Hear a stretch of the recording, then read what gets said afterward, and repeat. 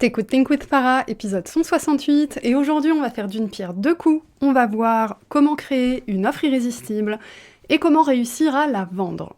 Tu vas voir, on va déconstruire plein de choses que tout le monde croit être important, alors qu'en fait ça l'est pas du tout, et on va mettre en lumière ce qui compte vraiment. Et aussi, au milieu de l'épisode, on fait un petit break où je vais te présenter la toute nouvelle masterclass sur laquelle je travaille depuis plusieurs mois, que je vais donner en live le 19 mai. Je t'en dis pas plus et je te souhaite une bonne écoute. T'es entrepreneur, t'as de l'ambition mais t'as du mal à dépasser tes peurs et tes croyances limitantes, t'es au bon endroit. T'as envie de vivre une vie d'abondance, te libérer du regard des autres, assumer ta volonté de gagner de l'argent et incarner pleinement ta puissance. Et clairement, t'en peux plus du syndrome de l'imposteur, d'un mauvais rapport à l'argent ou de la peur de l'échec. T'es prête à gérer ton business comme un vrai business et pas comme un side project. T'es prête à ce que l'argent coule à flot dans ta vie. Moi, c'est Farah de Think with Farah, mentor, formatrice business et coach holistique. Chaque lundi, j'anime le podcast Think with Farah, notre rendez-vous pour que je t'aide à révéler ton plein potentiel, pulvériser tes croyances limitantes et bâtir un business vraiment prospère. Ma spécificité, c'est mon approche holistique. Je crois profondément que ton business ne pourra pas se développer sans toi. Ici, je t'accorde l'importance que tu mérites.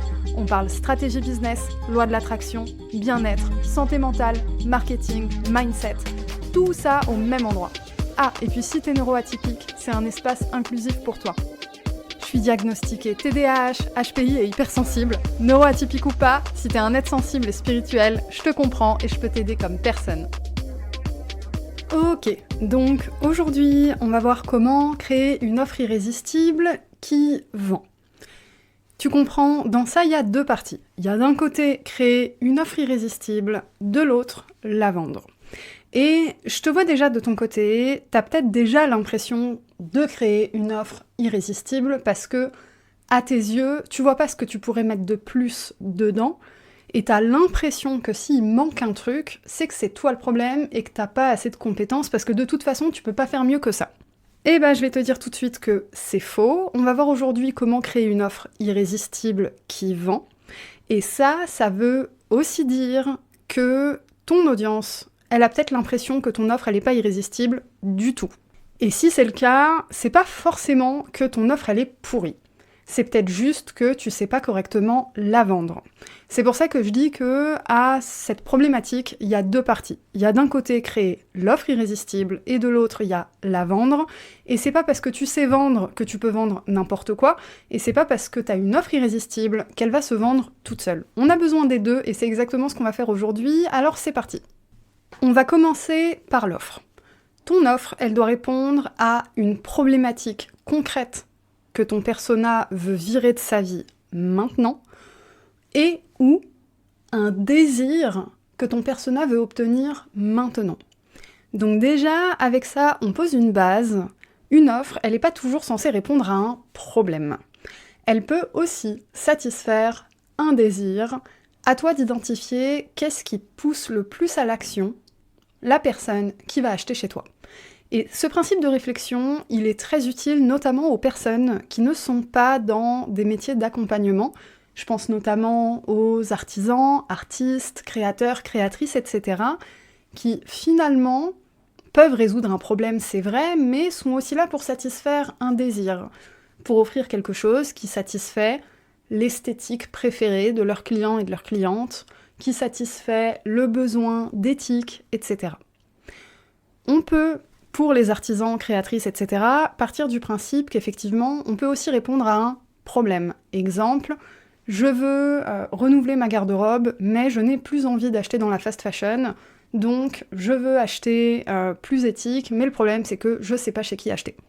On parle de résoudre un problème, mais derrière ce problème, il y a un vrai désir, et cette logique-là, tu peux la transposer à tous les métiers, incluant évidemment les métiers de l'accompagnement. Et ta mission à toi, c'est d'identifier la problématique concrète dont ton persona veut se débarrasser et qui lui pose le plus de problèmes aujourd'hui, et lui permettre en plus d'accomplir un de ses désirs profonds dont il ou elle a conscience. Là, je vais laisser ça mijoter un petit instant, j'ai dit un mot-clé. dont il ou elle a conscience.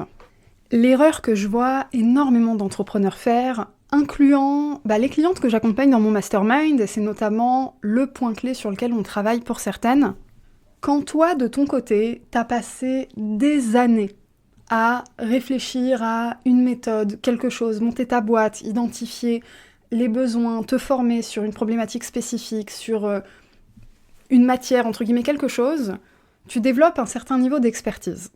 Ça, c'est un fait, même si tu as un syndrome de l'imposteur. Tu as un niveau d'expertise qui est supérieur à celui de tes clients et de tes clientes. En soi, c'est génial, mais ça vient aussi avec son lot de problèmes. Si tu veux, en marketing, il y a un principe simple. On dit qu'il y a ce que ton audience veut savoir et il y a ce qu'elle a besoin de savoir. Et toi, en tant qu'expert ou experte, ton but, c'est d'identifier quoi est quoi afin de pouvoir communiquer correctement.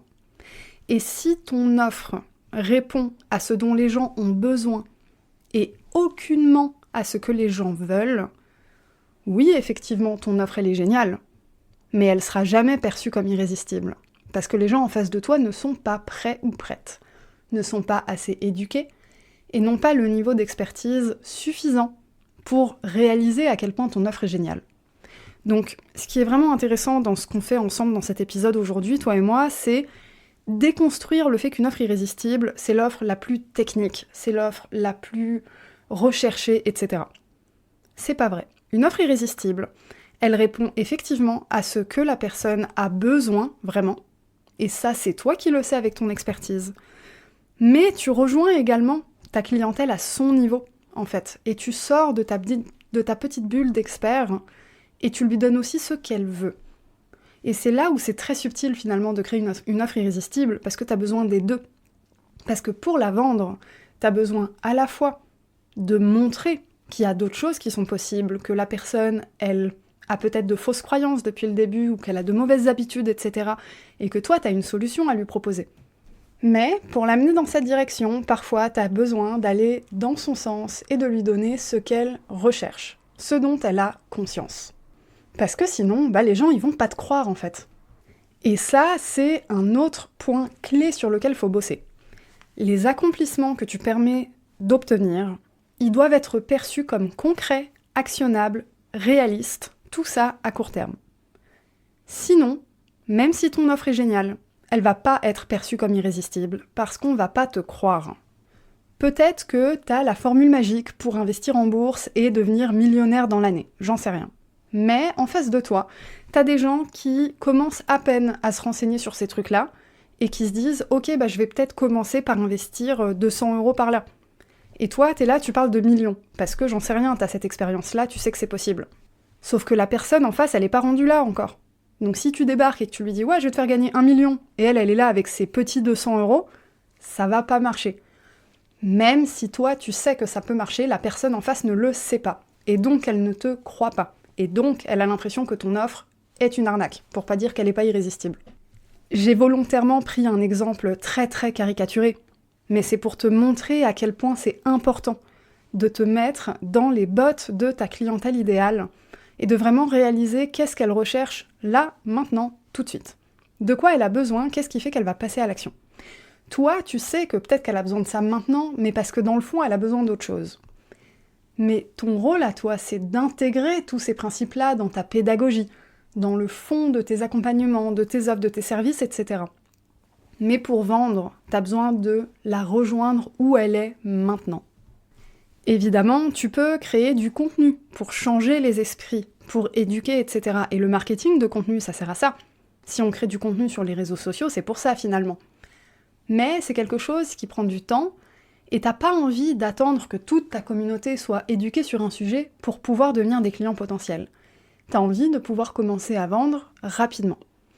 Du coup, t'as besoin de conscientiser quel est le momentum de vie et quelles sont les émotions de ton persona au moment de l'achat. On parle vraiment de l'instant présent. Qu'est-ce qui fait que quelqu'un va se dire « là, maintenant, je passe à l'action » ? Est-ce qu'elle a déjà été accompagnée sur ce sujet ? Auquel cas, tu peux mettre l'accent sur le fait que tu as des méthodes qui sont uniques et qu'on trouvera nulle part ailleurs. Est-ce qu'elle s'est fait accompagner et il manquait un truc et elle en a pris conscience justement parce qu'elle s'est fait accompagner et, surprise, le truc qui manque, tu l'as? Qu'est-ce qui fait que la personne, elle veut agir maintenant? Est-ce que c'est parce que ses problématiques sont devenues d'un coup trop envahissantes et qu'elle a un vrai enjeu là, maintenant, tout de suite? Est-ce que c'est parce qu'elle a eu une prise de conscience et qu'elle réalise que finalement, elle n'a pas envie d'une vie de précarité, d'une vie en mauvaise santé ou j'en sais rien, tu vois? Mets-toi dans les bottes de ta clientèle idéale. Qu'est-ce qui fait que, jusqu'à présent, la personne, elle consommait ton produit gratuit, enfin ton contenu gratuit et c'était super, et là, d'un coup, c'est comme si t'avais appuyé sur un bouton et elle achète. Qu'est-ce qui crée ce momentum? Il n'y a pas 36 000 façons de le savoir. Le mieux, tu discutes avec tes clients, tes clientes, et tu leur poses la question directement. Une fois que t'as fait tout ça, je vais un peu vite, j'espère que tu me suis encore, parce que c'est un épisode où je partage beaucoup de techniques. Je reprends depuis le début en résumé, et après on enchaîne. Premier point, ton offre, elle doit répondre à une problématique concrète, dont ton persona veut se débarrasser. 2, elle doit lui permettre d'accomplir un de ses désirs profonds dont il ou elle a conscience. Point très important. 3, les accomplissements doivent être perçus comme concrets, actionnables, réalistes, tout ça à court terme. 4, tu dois conscientiser quel est le momentum de vie et les émotions qui vont avec, qui poussent ton persona à l'achat. Là, on a déjà 4 points clés qui nous orientent sur comment créer une offre irrésistible et comment commencer à trouver les arguments finalement pour la vendre et faire en sorte qu'on connecte avec la personne en face et qu'on lui fasse réaliser que on lui vend le bon produit au bon moment. Parce que finalement, c'est ça, il y a une vente quand tu présentes le bon produit à la bonne personne, au bon moment, de la bonne façon, tout simplement. Sauf que ça s'arrête pas là. Parce que t'es pas commercial, t'es entrepreneur. Et là, du coup, pour les prochains points, je vais orienter le focus un peu plus sur toi. On va commencer à mettre l'accent sur ta magie intérieure, ton pouvoir personnel, ton pouvoir d'impact, etc. Et ça peut commencer à faire remuer un peu ton syndrome de l'imposteur, peut-être un manque de confiance en toi, etc. Si c'est le cas, je t'invite à souffler un peu, souffler un bout avant qu'on continue l'épisode ensemble. Et j'en profite aussi pour te dire que j'organise une toute nouvelle masterclass en live qui aura lieu le dimanche 19 mai. L'objectif de cette masterclass, il est très simple, c'est te donner des éléments concrets pour dépasser ton syndrome de l'imposteur et rentrer vraiment dans cette énergie de vente, d'impact sur ta clientèle de rêve, et également te partager ma méthodologie pour justement créer une offre irrésistible et la vendre. Donc tout ce qu'on voit dans l'épisode d'aujourd'hui, c'est un peu un sneak peek de ce qu'on va voir ensemble dans la masterclass. Je dis masterclass, ça va plus ressembler à un atelier, il y aura un workbook, ça va être beaucoup plus concret. Tu vas repartir avec un système clé en main. Et si t'es sérieux ou sérieuse sur le fait d'incarner ta posture de chef d'entreprise, de vraiment rentrer dans cette dynamique, de faire grandir ta boîte, d'impacter le monde, d'incarner la confiance en soi dans ta communication, à ce moment-là, je te présenterai aussi à la fin de la masterclass mon tout dernier produit que je garde secret et sur lequel je travaille depuis des mois, donc j'ai trop hâte de le partager à la fin de la masterclass également, mais quoi qu'il en soit, la masterclass est gratuite et elle sera déjà largement suffisante pour te permettre de passer à l'action et d'obtenir des résultats surtout. Et pour ça, je peux te partager un retour que j'ai eu de Isor qui a participé à une de mes dernières masterclass gratuites, c'était en réalité le Reborn Challenge. Elle a dit « Salut Farah, comment vas-tu ? Le challenge a fait son effet, hier j'ai vendu ma nouvelle offre pour la première fois. Première vente à 4 chiffres, 1590 € pour cette première cliente qui va être ma bêta-testeuse. Et hop, une deuxième vente aujourd'hui, ça c'était le lendemain à 620 €, une autre cliente que j'ai rencontrée. Justine également qui me dit « J'ai fait une vente à 200 € pour une pièce unique, c'est ma première fois. » C'est une artiste qui a jamais vendu d'œuvre à ce prix-là. Et tout ça, c'était dans les jours qui ont suivi la fin de mon dernier événement gratuit. La masterclass du 19 mai, c'est une toute nouvelle masterclass. C'est la première fois que je vais la donner. On va avoir un focus mindset, évidemment, mais on va avoir surtout un focus posture, marketing, vente, et également un système en place d'organisation, parce que je te vois procrastiner, avancer au compte-gouttes, et tout ça, on va y mettre un terme le 19 mai. J'ouvre les inscriptions le 12 mai. Donc, d'ici là, tu peux me rejoindre sur Instagram @thinkwithfarah et cliquer sur la petite cloche. Oui, c'est une petite cloche pour activer les notifications, ou surveiller tes mails si t'es dans ma boîte mail. Allez, on reprend du coup. Je t'ai dit que pour la deuxième partie de cet épisode, on allait se concentrer sur toi. Bah là, ton rôle, ça va être de te demander comment tu peux apporter ta touche personnelle, ta magie intérieure à tes clients et tes clientes. Est-ce que tu apportes une compétence clé que personne n'a ? Et là-dessus, je peux te donner un exemple concret qui est le mien. Je suis du coup coach business et mindset pour entrepreneurs. Je ne suis pas spécialisée dans l'accompagnement d'entrepreneurs neuroatypiques. Mes produits n'incluent pas des choses pensées exclusivement pour le TDAH, mais je sais que la plupart de mes clientes me choisissent pour ça, parce qu'elles savent qu'elles vont être comprises et qu'on va pas leur donner des conseils bullshit qu'elles pourront pas appliquer, juste parce qu'elles ont un cerveau différent des autres, parce que j'ai le même en fait. Et ça fait partie de ma magie intérieure, en plus de tout le reste. Si je te raconte ça, c'est aussi pour te dire que ta magie intérieure, elle réside pas forcément dans tes compétences techniques. Elle peut être dans ta sensibilité, dans ta personnalité, dans certains de tes traits de caractère, dans tes valeurs. Qu'est-ce qui fait que les gens vont connecter avec toi ? Parce que à la fin, si on choisit un produit plutôt qu'un autre, c'est pas uniquement pour ses caractéristiques. Sinon, il n'y aurait pas autant d'entreprises qui dépenseraient des dizaines, voire des centaines de milliers d'euros dans le marketing, dans l'image de marque, etc. C'est bien qu'il y a autre chose que les caractéristiques d'un produit qui joue un rôle crucial dans la vente. Et à ton échelle, ce quelque chose, c'est toi.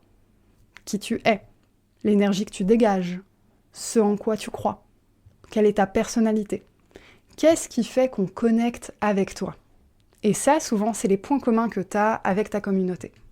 Et puis, évidemment, ta méthodologie, tes compétences clés, etc. Qu'est-ce qui fait que tu es spécial et que tes offres sont si spéciales ?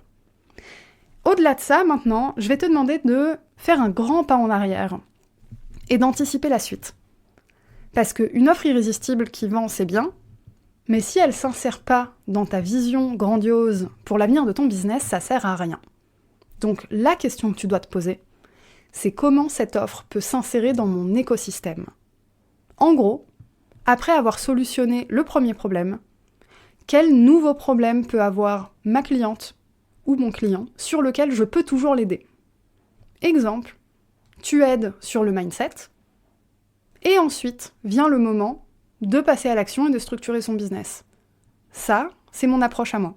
Peut-être que de ton côté, tu aides des hommes, des femmes à avoir plus confiance en eux, à se libérer de certains blocages, certains doutes, une mauvaise relation à leur corps, etc. par exemple. Mais une fois que ça c'est fait, c'est quoi la suite ? Finalement, t'as quelqu'un qui est prêt à conquérir le monde, mais qui du coup n'a pas les outils parce qu'on lui a jamais donné. Peut-être que tu peux te positionner là-dessus aussi. Ou peut-être que t'es quelqu'un qui accompagne des parents entrepreneurs à retrouver l'équilibre entre leur vie de famille, leur business, à gérer leurs émotions, à ne pas culpabiliser, de prioriser l'un ou l'autre. Et une fois que t'as fait ça, peut-être que tu peux soutenir ces parents entrepreneurs dans des stratégies marketing hyper puissantes pour propulser leur business au niveau supérieur. Tu vois, le champ des possibles, il est sans limite. La question, c'est toi, à quoi t'as envie qu'il ressemble, ton écosystème, et comment tu vois les choses pour que ta clientèle de rêve reste finalement près de toi et que tu puisses l'accompagner sur le plus de points possible. Non pas pour créer des besoins qui n'existent pas, mais pour répondre réellement à des besoins qui existent et qui apparaissent avec le temps. Et ça, c'est normal. Plus on avance, plus on évolue, plus on a des besoins différents. Et toi, au plus de besoins tu peux répondre, au mieux c'est pour la pérennité de ton business. Ça te permet d'ailleurs d'avoir des offres à différents prix et de pouvoir aussi toucher plusieurs types de clients en fonction de leur budget. Du coup, une fois qu'on a vu tout ça, finalement on peut se poser et commencer à réfléchir à « Ok, c'est quoi maintenant mon message ? Comment je vais faire pour incarner un marketing magnétique, vendre, convaincre, et puis finalement mettre le bon produit entre les mains de la bonne personne ?» En marketing, ça s'appelle la proposition de valeur. La proposition de valeur, en gros, c'est ta promesse. Et elle est formulée de telle sorte à ce que ça fasse « Waouh, c'est absolument ça dont j'ai besoin maintenant ». Donc du coup, demande-toi comment tu présentes ton offre. Ça doit faire appel à l'émotionnel et ça doit aider la personne à se visualiser. Tout ça de façon très graphique et très concrète. Si tu dis par exemple « Je t'aide à mieux t'organiser », c'est bien, mais on se projette, mieux m'organiser, ok, mais concrètement j'ai du mal à visualiser ce que c'est. Je comprends le principe, mais j'ai du mal à visualiser. Par contre, si tu dis « Je t'aide à fermer ton ordi à 17h avec la satisfaction d'avoir fini ta to-do list », c'est beaucoup plus précis et c'est une expérience que tous tes clients et clientes idéales peuvent imaginer vivre et finalement rêvent de vivre. Parce que c'est là en fait où on va se questionner sur pourquoi. Pourquoi la personne a envie de mieux s'organiser ? Peut-être qu'elle en peut plus de finir ses journées de travail à 21h. Peut-être qu'elle en a marre de fermer l'ordi, elle tourne la tête et elle voit que finalement il fait nuit et elle n'a pas pu sortir profiter du soleil, tu vois ? Le fameux momentum dont je parlais tout à l'heure, c'est ça. Et ton but, c'est de décrire ce momentum. Donc dans ton discours, dans ton message, tu vas dire des choses comme « Si t'en as marre de ressentir le stress, d'avoir l'impression que tu finiras jamais ton travail, que t'es frustré de toujours fermer l'ordi et de voir qu'il fait nuit et qu'il est trop tard pour sortir, de voir que tu peux pas profiter de tes amis, de ta famille, etc. parce que finalement tu bosses non-stop. » Des choses comme ça, tu vas décrire. Mais vraiment décrire comme si t'étais à leur place en fait. Pas juste dire des mots bateaux parce que ça fait bien en marketing.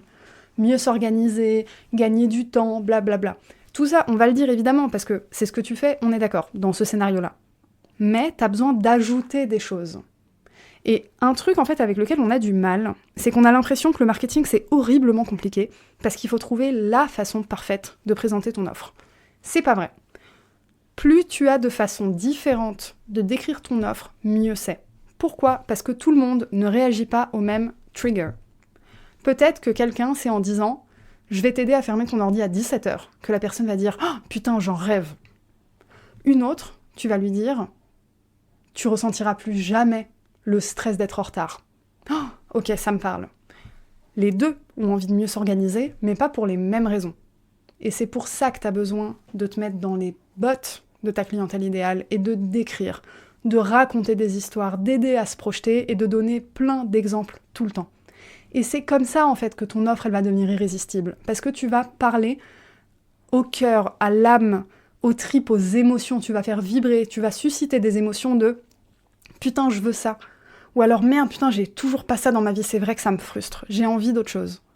Et tu vois, c'est intéressant parce qu'on parle d'un besoin, d'un problème, et la même chose, ça crée le « j'en ai marre d'eux » et « j'ai envie d'eux ». Une même situation crée les deux, et tu as besoin d'utiliser les deux dans ton marketing.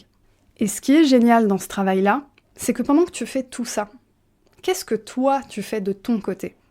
Eh bien, tu te connectes à l'autre, tu te mets au niveau de l'autre, et tu réalises à quel point l'autre a besoin de toi. Et du coup, ce qui est paradoxal, c'est que finalement, en te mettant dans ce mouvement, dans cette énergie de connecter à l'autre, de parler de tes offres, de vendre, en réalité, tu dépasses aussi ton syndrome de l'imposteur. Parce que le syndrome de l'imposteur, c'est quoi ? C'est je suis tellement déconnectée de mon audience que j'ai peur de décevoir parce que j'ai pas conscience d'à quel point l'autre a besoin de moi. Quand tu fais tout ce travail de visualisation de ce que veut ton audience, tu réalises que la solution, tu l'as entre les mains et tu sais exactement comment en parler. Je te rappelle que le 19 mai, j'organise une masterclass en live. Plus d'infos sur mon compte Instagram @thinkwithfarah ou dans ma newsletter. Si t'as du mal à transformer tes prospects en clients à cause d'un marketing un peu bancal, d'une posture, d'un manque de confiance en toi, d'un syndrome de l'imposteur, tout ça, on va le traiter dans la masterclass et tu repartiras de là avec une formule adaptée à toi qui te fera te sentir bien et qui t'aidera à passer à l'action. Sur ce, je te dis à la semaine prochaine où on va aborder comment arrêter de te torturer l'esprit sur des détails insignifiants. Parce qu'au milieu de tout ça, je te vois quand même essayer, vouloir avancer, parce que t'as envie de ça, mais t'es frustré parce que tu sais pas exactement où mettre ton énergie, t'avances à gauche, t'avances à droite, tu sais pas canaliser ton énergie, t'es désorganisé dans ta gestion de projet, tout ça, bref, on solutionne ça lundi prochain. Je te fais des gros bisous, salut!